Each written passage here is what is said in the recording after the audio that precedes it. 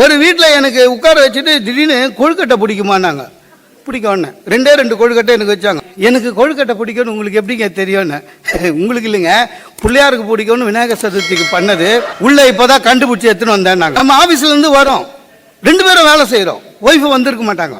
Dinner ஃப்ரிட்ஜை தர left hand சைடில் 3வது பாக்ஸு அவன் தரகிறான். அது உள்ள எஸ்ஏடின்னுக்குது.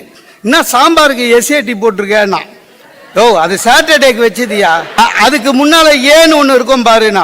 ஆமா, எஸ்ஏடிக்கு முன்னால ஏ, அது அடுத்த சாட்டர்டேன்னு அர்த்தம். ஓர மதுரையில் வந்து ஏதோ தமிழருடைய இது சுவடுலாம் இருக்கு, தோண்ட கிடைக்கும்னு.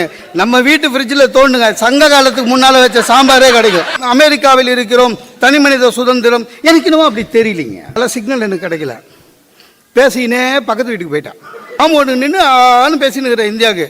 சார் இங்கே வாங்க, எது பேசுறதாலும் நம்ம வீட்டிலே பேசுங்கன்னு. சார் இல்லைங்க, அவங்க வீட்டுக்கிட்ட நின்று பேசினா அவர் வந்து even E can shoot you அப்படின்னாரு. முடிஞ்சிச்சுக்காது. ஐயோ, ஏன்னா இங்கே தனி மனித சுதந்திரம். நான் சொன்னேன், தனி மனித சுதந்திரம் நான் எங்கே வேணாலும் ஃபோன் பண்ண முடியாதுன்னு. நான் இந்தியா அப்படி கிடையாது, தமிழ்நாடு அப்படி கிடையாது.